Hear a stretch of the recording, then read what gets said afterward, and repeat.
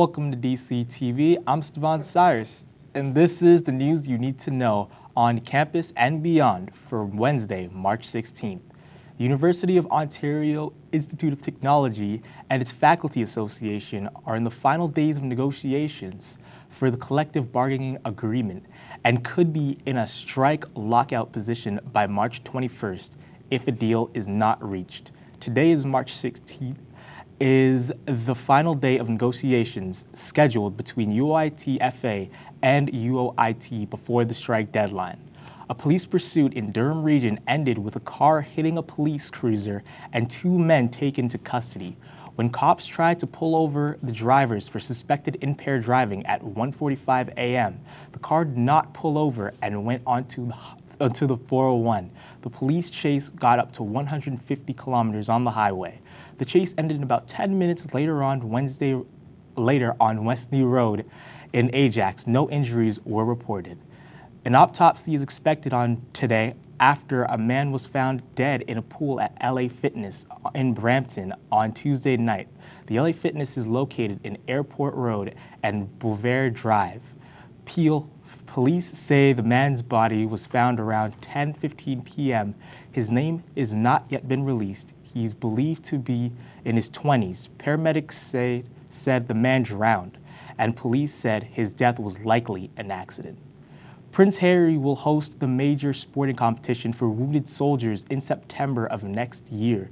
The 3rd annual Invictus Games will be played in Toronto in 2017, Kingston Palace announced on social media today. The event was created in London after the Prince attended the Warriors game, a similar tournament held in the U.S. Dozens of soldiers from around the world are invited each year to compete in athletic events adapted to the limitations of those who have been disabled in combat. Hillary Clinton and Donald Trump win big on Super Tuesday. Governor John Kasich debuted victory in his home state of Ohio, raised the chances of a historic GOP convention fight. A devastating loss on home ground in Florida ended the White House dreams of Senator Marco Rubio, who was once hailed as Republican Party savior. While we are on the right side this year, we will not be on the winning side, Rubio said after the results. With the Rubio decision to drop out, 3 Republican candidates remain in the White House race: Trump, Kasich, and Cruz. And that is your news for today. Up next, we've got all the latest in sports highlights with Francis Valorier. Francis? Thank you, Stevan. The Toronto Raptors beat the Milwaukee Bucks 107-89 last night. DeMar DeRozan didn't play due to rest, and Jonas Valanciunas suffered a hand injury, so he didn't play. Kyle Lowry carried the team with 25 points and 11 assists and didn't play the 4th quarter. Rookie Norman Powell started for DeMar and contributed with 17 points himself. The Raptors are in Indiana tomorrow night versus the Pacers. Mike Babcock announced Tuesday morning that he expects rookie William Nylander to stay with the team for the rest of the season after signing him to an entry-level contract. 19-year-old center has 2 goals in 8 games for the Leafs this season. Toronto would burn off a year Nylander's contract if he played over 10 games this season.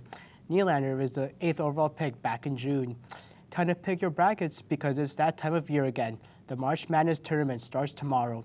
With LSU and Ben Simmons not competing, Canadian Jamal Murray and Kentucky are looking to win a championship and for Murray to make his bid for 1st overall in the draft. Number 1 seed Kansas Jayhawks are in action tomorrow versus the 16th seed Austin Peay at 4 p.m. This past weekend, First Robotics Canada held their East Regional Stronghold competition. Durham College here in Oshawa. DC's Ben Ellis was there to cover all the robotic carnage. And score! Dropping that tower defense to 5. On the weekend of March 12th, over 50 high schools from Eastern Canada and the United States came to Durham College in Oshawa to compete at the First Robotics Canada East Regional Competition. Weeks before the competition starts, each team is given a robot to build, with no specific building instructions or guidelines. This makes each team come together and build a truly unique robot that they can call their own. The robots are designed to compete in a game called Stronghold, which is new to the 2016 campaign. I talked to Josh Smith, a competitor on Team Ruffles, to get the inside scoop on this incredible game. In the arena, it's kind of like a sporting event, but for robots, and you have an alliance of 2 other robots and you're against another 3 robots. And basically this year's game is Stronghold. So the whole idea is to breach defenses and go over top of challenges and score boulders into like a net. Over 1,000 students made their way here to Durham College this weekend, and only a few teams moved on to the FRC World Championship, where they will compete with the best that Stronghold has to offer. For DCTV, I'm Ben Ellis. The Toronto Blue Jays have stalled contract talks with slugger Edwin Encarnacion. This is puzzling to some fans due to Edwin's production with the club. Only Chris Davis and Miguel Cabrera have more home runs and RBIs than Edwin in the past 3 seasons. Encarnacion is in the final year of his 3-year, $29 million contract. Canadian Milos Raonic has advanced to the round of 16 at the BNP Paris Open. He defeated Bernard Nomick 6-3 and 3-0 before Nomick dropped out of the match with an injury. Canadian Gigi Bouchard wasn't as lucky, as she was defeated in her 3rd round match by Tamia Baczynski, while world number 2 Andy Murray was defeated by stunner world number 53 Federico Balbonis. And this just wraps it up for sports, but don't go anywhere. Regal joins us with all names and news from the world of entertainment. Regal? Thank you, Francis. Margaret Trudeau, wife of former Prime Minister of Canada, Pierre Elliott Trudeau, is speaking at Oshawa's Regent Theatre March 30th at 7 p.m. on mental illness. Margaret Trudeau has spoken publicly in the past about her personal struggles with losing her husband and son and trying to deal with her bipolar disorder.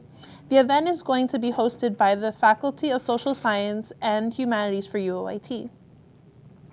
3 weeks ago, Chris Rock had the opportunity to host the 88th Annual Academy Awards. During his monologue, he was making fun of different nationalities, and some cultures did not like it very much. The Asian community was angered by statements made by Chris Rock and started a Twitter campaign. The Academy has come out and apologized on Rock's behalf.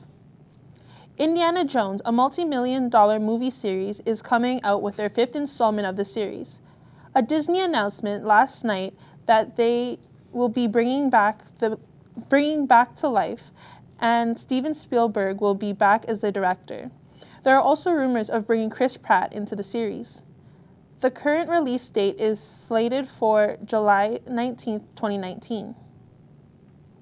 Sausage Party is a new comedy movie that is coming to theaters this summer. Justin Carter is going to tell you more about it. The new movie, The Sausage Party, came out with a trailer on Tuesday.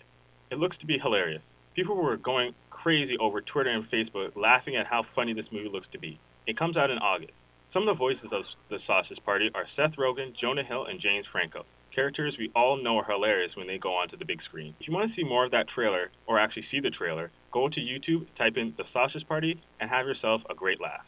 It looks to be great. The Sausage Party has a rated R rating, so it's only made for basically older adults and younger teens. This has been Justin on DC Broadcasting. Back to you, Regal.